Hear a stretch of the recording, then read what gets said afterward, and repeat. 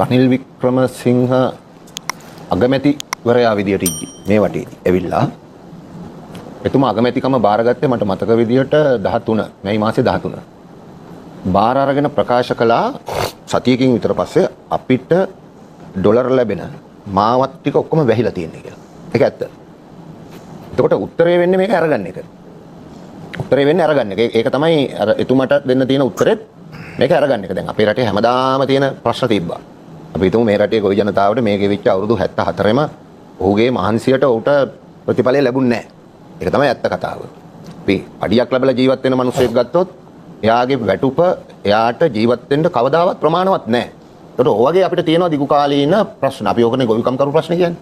අමතර ප්‍රශ්න පැත්තකින් තිබ්බොත් දැන් ශනිකව දැන් එතුමත් ඇහුවා මොකද්ද මේකට දෙන්න පුළුවන් උත්තරේ කියලා. ඒක තමයි අත්‍තරම අපි දැන් ජාතික වශයෙන්ම කතා කරන්නේ. ඒක තමයි උත්තරේ විදිහට. එකක් දැන් මේ පාරවල් ටික අරගන්න ඕන. එතකොට දැන් සංචාරක කර්මාන්තෙම ගමුකෝ මෙතන කීප සැරයක් කියවෙච්ච නිසා දැන් සංචාරකයෝ ඇයින්නේ නැත්තේ? ඒක අපි විමසීමක් කරගන්න ඕනනේ. එතකොට අපේ රටේ දේශගුණය කාලගුණය වෙනස් වෙලාද? එහෙම නැත්නම් දැන් උණ වටුනේ අප්සෙට් එකක්ද? එහෙම නැත්නම් දැන් හික්කඩුව ඇතුළු අපේ මුහුදු තීරේ මොන හරි වෙලාද? එහෙම නැත්නම් යාල මොකක් හරි අප්සෙට් එකක් තියෙනවද? එහෙම නැත්නම් හබරන දැන් එලිෆන්ට් සෆාරි නැද්ද?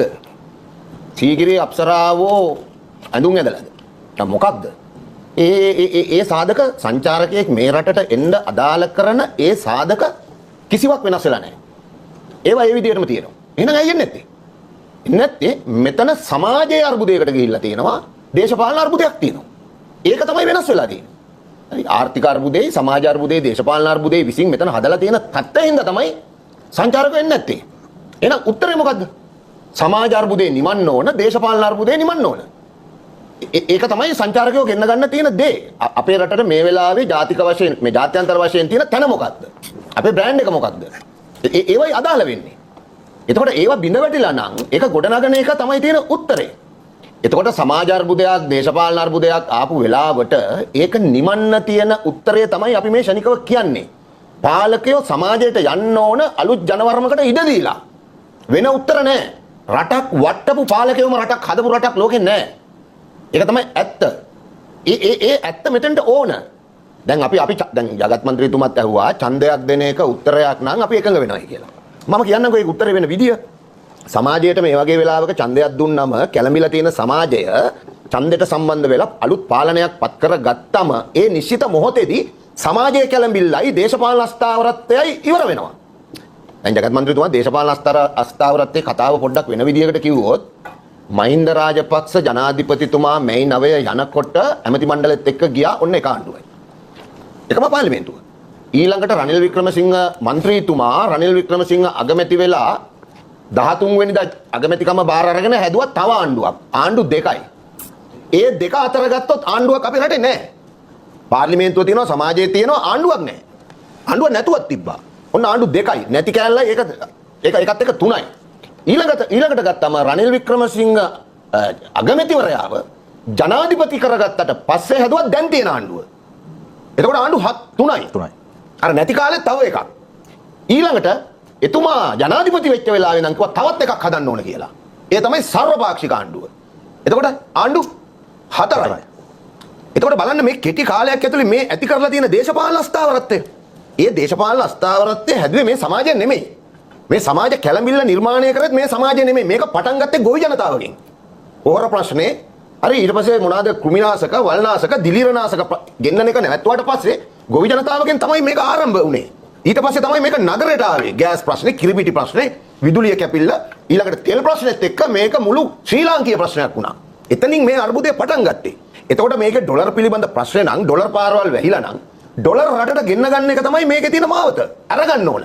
සංචාරක කර්මාන්තය වැහිලා තියෙන්නේ මේ අස්ථාවරත්වය විසින්. වෙන කිසිම සාධකයක් රටේ වෙනස් වෙලා නැහැ.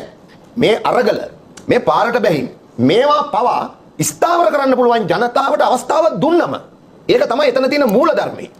හැබැයි පාලකයෝ ඡන්දෙ දෙන්නේ නැත්තම් පාලකයන්ගේ මොනවා හරි කාරණා නිසා අපි හිතනවා මිනිමරු චෝදනා තියෙන පාලකයෝ දාලා යන්න ලෑස්ති නැහැ.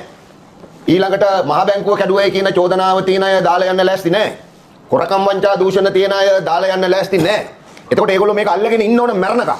එහෙම නැත්තම් ඒගොල්ලන්ට මැතිවරණයක් දෙන්න ඒගොල්ලන්ට ප්‍රශ්නයක් නොවන පාලනයක් ගේන්න පුළුවන් කියලා විශ්වාසයක් ඕන වෙන කාව හරි. දැන් ඒකටත් පොඩිපිල්ල යනවා. ආණ්ඩුව හිටපු කට්ටිය පොඩ්ඩක් එළියට බැලලා ඩලස්සල අරහපෙරුම මහත්තයා කෑල්ල එකක්, විමල් වීරවංශ මන්ත්‍රීතුමාගේ කෑල්ල එකක්, ඔහොම කෑලි දැන් ගොඩක් තියෙනවා. ඒ පැත්තෙන් චන්ද්‍රිකා නෝනා තව පැත්තකින් දැන් මේක අපේ අර කලුතර මන්ත්‍රීතුමාවත් අල්ලගෙන වෙන හැඩයකින් එනවා. අපිට පේනවා මේ ආයි එන්නේ වෙන මොකකටවත් නෙමෙයි මේකට උත්තරයක් විදියට අර જાතියේ බොරුවක් අටවන්න. අටවල පුළුවන් නම් එතෙන්ට මාරු කරගන්න. එතෙන්ට මාරු කරාට පස්සේ Tamanට ප්‍රශ්නයක් වෙන්නේ නැහැ. එහෙම ප්‍රශ්නයක් වෙන්නේ නැති තත්ත්වයක් නිර්මාණය කරගන්න ඕන ඡන්දයක් දෙයි. නමුත් එහෙම එකක් තාම නිර්මාණය කරගන්න සමත් වෙලා නැහැ. දැන් ඊළඟට විදේශ ආයෝජන එන්න හදන මොහොතක් කියලා කිව්ව විදේශ ආයෝජන යන කතාවක් නැහැ. නිකන් කතන්දර තියෙන්නේ. විදේශ ආයෝජන මොකද නතරුනේ? ඒත් මේ අස්ථාවරත්වයේ හින්දා. දේශපාලන අස්ථාවරත්වයයි සමාජ අස්ථාවරත්වයයි තියෙන රටක ආයෝජකයන්ට යන්න පිස්සු නැහැ. ඒ මිනිස්සු ඇවිල්ලා මෙහෙ ඩොලර් දාන්නේ නැහැ. ඒ ඩොලර් ටික කරලා මේ බැංකුවට දීලා රුපියල් ටික අතර අරගෙන මේ වැඩ කරන්න යන්නේ නැහැ. හරි. ඒ නිසා මේ දේශපාලන අස්ථාවරත්වයයි සමාජ අස්ථාවරත්වයයි ඉවර කරන්න ඕන. ඒ ඉවර කරන්න තමයි ජනතාවට අවස්ථාවක් දෙන්න ඕන. Tamange බලයට තියෙන කෑදරකමයි, දාලා යන්න තියෙන අකමැතිකමයි. අර ඩී.බී. විජේතුංග මහත්තයා ගියා වගේ මල් අරගෙන ගෙදර යන්න මේ ඉන්න ඇතම් අයට පාලකයන්ගේ බැරි නිසායි. තමයි මැතිවරණයක් දෙන්නේ නැත්තේ. ලාල්සවර දැන් ජනතාව කොටසක් ඕකම අනිත් පැත්තට ඕගොල්ලන්ට කිව්වොත් ඕගොල්ලොත් බලයට තියෙන කෑදරකම නිසා මේ තියෙන ජනතා පීඩනය තුල මේ ඕගොල්ලෝ තුල වාසි ගන්න හදනවා කියලා. එහෙම කියත හැකි. අපි දේශපාලන වාසි ගන්න එකඟයි. එකඟයි. අපි දේශපාලනය කරන්නේ දේශපාලන වාසි ගන්න එකඟයි. ඊළඟට මෙතන තියෙන ප්‍රශ්නේ ඒ එකඟතාවය එහෙම තියෙන ගමන්ම දැන් ඔබතුමා කියනවා අර කලින් අවස්ථාවක ආණ්ඩුව පෙරලා ගන්න හදිසියකුත් අපිට තියෙනවා. අවංකවම තියෙනවා. දේශපාලන වාසි ගන්නත් අපිට ඕන. දේශපාලන වාසි ගන්න නැත්නම් දේශපාලනය කරන්න ඕනේ නැහැ නේද? වෙන මරණාධාර සමිතියක් කරනවනේ ගිහිල්ලා. දේශපාලනය කරන්නේ බලය පිළිබඳ උවමනාවත් එක්ක අපි බලය පිළිබඳ උවමනාව සම්බන්ධ කරනවා රටේ ගොඩනැගීමේ උවමනාවත් එක්ක. දැන් අර එතුමත් ප්‍රශ්නයක් ඇහුවා. අපි කියන්නේ රට ගොඩනැගීම නෙමෙයි ඔයගොල්ලෝ වාසි සඳහා රට ගොඩනැගීම කියන්න ඕනේනේ. ඔව්. ඒක හරි. ඔය කියන්නේ ඒක අනිවාර්යයෙන්ම නැත්නම් නිකන් ඉතින් මගේ කතාව මම කියන්නේ. ඒ කතාව මිනිස්සු බාර ගන්නවා නම් බාරගන්නේ නැත්නම් නිකන් ඉතින් මම දේශපාලන න්‍යායාත්මක තර්කයක් ඉදිරිපත් කරන්නේ. ව්‍යවස්ථාවට ඒවා ඇතුල් කරලා තියෙන්නම අවශ්‍ය මොහොතකට පාවිච්චි කරගන්න. මොකටද ජගත් මන්ත්‍රීතුමා පාර්ලිමේන්තුවේ මන්ත්‍රීවරුන්ගෙන් බහුතරයකට අත උස්සලා අවශ්‍ය නම් පාර්ලිමේන්තුව විසිරවන්න පුළුවන් කියන එකක් දාලා තියෙන්නේ. අස්ථාවරත්වයක් ආවම පාලකයෝ සම්බන්ධ පදනම ඇතුව රට ඉස්සරහට යන්න නම් අවස්ථාවක් දෙන්න ඕන හින්දා. ඒකයි කියන්නේ යම් මන්ත්‍රීවරුන්ට තියෙන ප්‍රශ්න හින්දා ගැටලු හින්දා දෙන්නේ නැත්නම් ඒක වෙනම කතාවක්. නෑ ඒ අවස්ථාව වගේ දැනෙච්ච නිසාම තමයි සහෝදර අනිත් පැත්තෙන් යම් විදියකට ජාතික ලැයිස්තුවෙන් හරි මන්ත්‍රීවරුන්ට එන්න තියෙන්නේ මේ වගේ අවස්ථාවක් හින්දා වෙන්නේ කියලා තියෙනවා. ඔයාගේ තර්කෙත් එක්ක ඒකමයි. ඒක තමයි දැන් මේ කියන්නේ ඕගොල්ලෝ මේක දෙන්න සූදානම් නෑනේ. නමුත් ගන්න ඉඩක් තියෙනවනේ ව්‍යවස්ථාවේ. එතකොට අපි පෙනී ඉන්නවා ජනතාවගේ පැත්තෙන් ඒ ලයින් එක. ඔයගොල්ලන්ගේ ලයින් එකයි අපේ ලයින් එකයි සමපාත වෙන්නේ නෑනේ කොහොමද මෙතන. ඔබතුමාලා ජනතාවට කරුණු කියනවා ඒ පැත්ත සාධාරණීකරණය කරමින් අපි ජනතාවට කරුණු කියනවා ජනතාවගේ පැත්ත සාධාරණීකරණය කරමින්. ජනතාවගේ පැත්ත සාධාරණීකරණය කරමින් කියද්දී ජගත් මන්ත්‍රීතුමාට හෝ තව කෙනෙකුට කියන්න පුළුවන් නෑ ඔයගොල්ලොත් මේක ඇතුලේ මේ බල තණ්හාව අපිට බලය ඕනනේ. බලය අපි ඉල්ලන පක්ෂයක්නේ. දැන් බලය ඉල්ලන්නේ නැති පක්ෂ තියෙනවා. අපි බලය ඉල්ලනවා. අපිට බලය ඕන. ඒක හරි. නමුත් මෙතන තියෙනවා පිළිගන්න ඕන ආයෝජකයෝ එන්නේ නෑ ජගත් මන්ත්‍රීතුමා ඔයා මේක දන්නවා. හරි ඔයාව මාත් දන්නවනේ ඔයා මාවත් දන්නවනේ. මේ මම කියන්නේ අපි මන්ත්‍රීකම් මේව පැත්තක දැම්මොත් අපි වෘත්ති සමිති ව්‍යාපාරේ නම් දන්නවා. ඉතින් ඒ නිසා මෙතන මේකට තියෙන උත්තරේ මේ පාලනය තියාගෙන හොයන්න බෑ. මේක විශ්වාසයේ බිඳ වැටිලා. බුදු වර්තාවත් විනාඩි 3ක් හරි විශ්වාසයේ බිඳ වැටලා තියෙන්නේ. දැන් ඊළඟට ගන්නකො විදේශ රැකියා කරන අයගේ අපි කියමුකෝ වෙන වචන වලින් කිව්වම ජනතාවට තේරෙන්නේ නැති ඉඳ ඒගොල්ලෝ වෙන මුදල් කියලා අපි කියමුකෝ. ඇයි නතර වුනේ? මොකද්ද නතර වුනේ? ඒගොල්ලන්ගේ ජොබ් නැතුව ගියාද? නෑ. ඒගොල්ලන්ගේ වැටුප් නැතුව ගියාද? වැටුප් අඩු වෙලාද? ඒත් නෑ. ජොබ් එක නැති වෙලත් නෙමෙයි නම්. වැටුප් නැති වෙලත් නෙමෙයි නම් මම මේක ඉවර කරාම වැටුප් නැති වෙලාවත් නෙමෙයි නම් අඩු වෙලාවත් නෙමෙයි නම් කොවිඩ් එකත් එක්ක රස්සාව නැති වෙච්ච අයත් හිටියා. පඩි නැති වෙච්ච අයත් හිටියා. හරි ඒවා විසඳුණානේ. ඒවා විසඳුණා. සමහර ලංකාවට ඇවිල්ලා තාම ගින තියක් තියෙනවා. මූලික ප්‍රශ්නේ මොකද්ද? දැන් ගෝඨාභය රාජපක්ෂ මහත්තයාගේ කාලේ යම් දුරක් එනකොට මේ විදේශ වලින් එන මුදල් නතර වුණා. ඇත්ත කොවිඩ් කතාවත් මේකේ කොටසක් තිබ්බා. ඒක සමපාත වුණාට පස්සේ එක්ක සමනය වුණාට පස්සෙත් එන්නේ නැහනේ. දැන් රනිල් වික්‍රමසිංහ මහත්තයාව කියලා එනවද? ඒත් නැහනේ. එහෙනම් ඇයි මේ? හරි. ඒගොල්ලෝ එවන ඩොලර් ටිකෙන් නම් මෙතන අපි තුමු රාජ්‍ය ඇමතිවරුන්ට වාහන 3 ගානේ පාවිච්චි කරන්න දෙන්නේ. ඒ යන්නේ මේ ඩොලර් නෙමෙයි. ඩොලර් බැංකුවෙන් ගන්න විදිහ මම කියන්නම්. අර ඔබතුමා කිව්වනේ account එකට එනවා කොහොමද ගන්නෙ කියලා. account එකට එනවා දෙනවනේ රුපියල් කරලා. ඊට පස්සේ එන ඩොලර් ටික රටටනේ අදාළ වෙන්නේ. ඒ රටට අදාළ වෙන ඩොලර් ටික නේද මේ දැන් අපි ගමු රනිල් වික්‍රමසිංහ මහත්තයා ගියා අර කාගේද මියගිය මේ රැජිනගේ අවසන් කටයුතු වලට. හරි.